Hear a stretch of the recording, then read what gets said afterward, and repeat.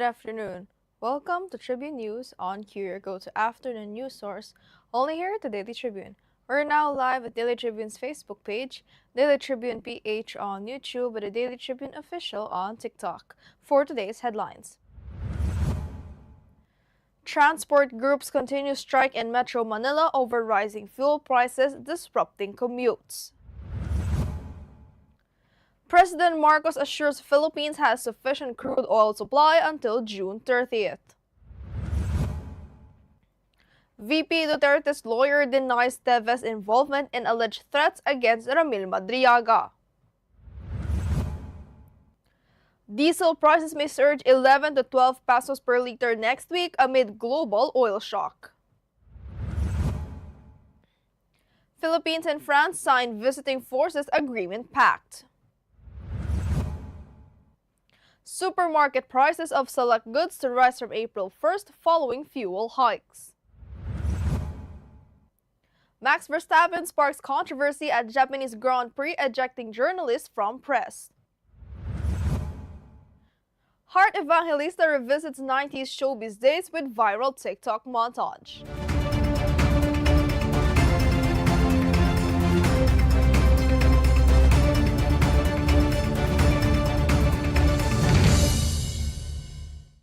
Today is the 27th of March 2026, Friday, and I'm Eliana Lacap, bringing you today's top stories. Let's get started. Transport groups continued their nationwide strike for a second day today, protesting rising fuel prices amid Middle East tensions. Jeepneys, buses, TNVs, and motorcycle taxis joined the demonstrations across Metro Manila, including Quezon City, Camanava, and UP Diliman.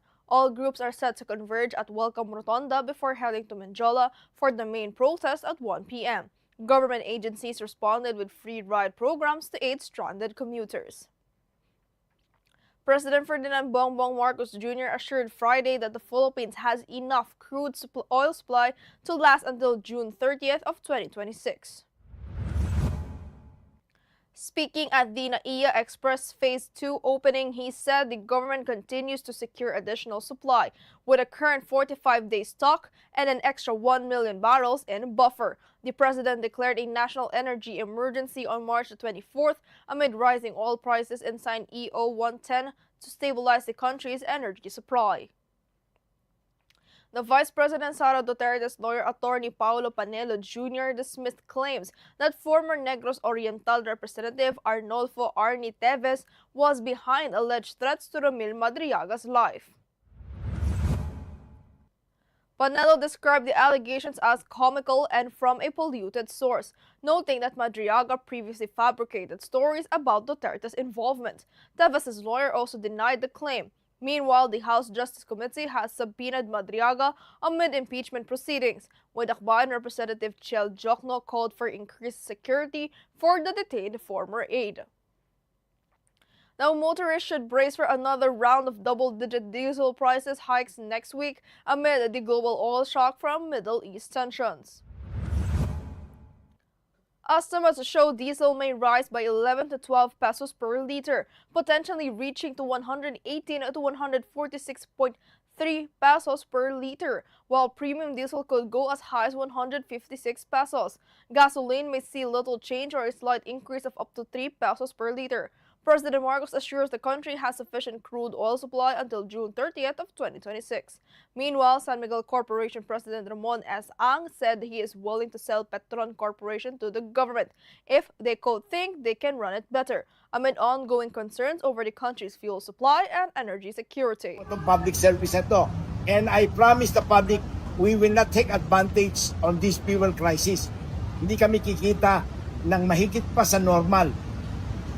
And I'm willing to even lower the income. Baliwala yung sa akin income. In fact, sabi ko nga kung gusto ng gobyerno, pwede nga ng gobyerno bilhin yung petrol sa akin kung tingin nila, mas magaling sila magpatakbo di ba?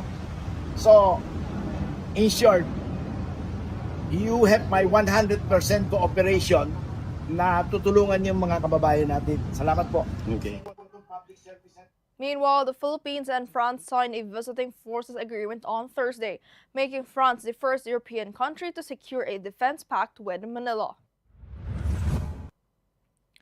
signed by Defense Secretary Guibo Chodoro Jr. and French Armed Forces Minister Catherine Vautrin in Paris, the agreement allows joint military exercises, training, and operations. Both sides reaffirmed commitments to the UN Convention on the Law of the Sea and Peaceful Dispute Resolution. France is now Philippines' sixth VFA partner, following the US, Australia, Japan, New Zealand, and Canada. For business news, prices of several products in some supermarkets are set to rise starting April 1st, following fuel price hikes linked to Middle East tensions. Steven Kua, president of the Philippine Amalgamated Supermarkets Association, said only few manufacturers have announced adjustments so far, affecting items like pasta, noodles, canned goods, candies, and bottled water. Price increases may reach up to 10% and could be implemented gradually, depending on market conditions and consumer demand.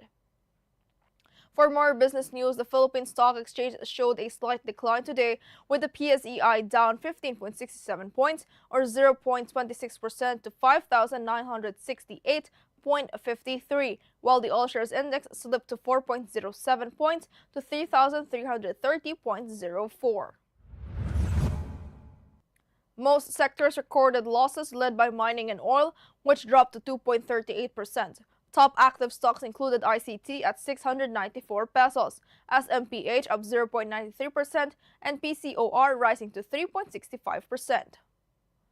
In our sports news, Max Verstappen sparked controversy ahead of the Japanese Grand Prix by refusing to start his press conference until a British journalist, Giles Richards of The Guardian, left the room.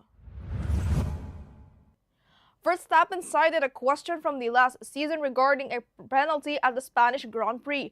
Richards described being ejected as deeply disappointed, but emphasized his commitment to fair reporting. The Red Bull driver continued the press conference after Richards left, while Richards expressed hope for a better relationship in the future. And in entertainment, Heart Evangelista joined the viral "What Were You Like in the 90s" trend, sharing a nostalgic video montage with John Prats. The Kapuso star revisited their early showbiz days, tagging her former ka-love team and boyfriend in the post, captioned, "Shall we?" On TikTok, the video has over 500,000 views and more than 1,000 kilig comments. Hart and John recently reunited for photos, calling back to their gimmick characters with the caption, "Missy" and "You Want Forever." For this afternoon's trivia, Tribune, did you know on this day in history, North Macedonia officially became the 30th member of NATO in 2020? The move marked the culmination of years of diplomatic efforts to resolve a long-standing name dispute with Greece, opening the door for the country to participate fully in alliance's political and military structures, strengthening security cooperation in the Balkans and wider Euro-Atlantic region. Viral now on TikTok is a video uploaded by Hazel_Ann_ with 1.4 million views and more than 100,000 likes. In the clip, commuters are seen flocking in line during rush hour, pushing their way onto a train and risking space just to get home. This scenario has become a normal part of commuters' daily life, going to work to make a living and returning home to rest. Better governance and an improved transportation system could at least lessen this burden. If only such improvements were provided, netizens in the comment section are calling for a better system. And that's all for now. Join us again at 4:30 p.m. still here on Daily Tribune's Facebook page, Daily Tribune PH on YouTube, and the Daily Tribune Official on TikTok. Once again, I'm Eliana Lacap, and this has been Tribune News on Q.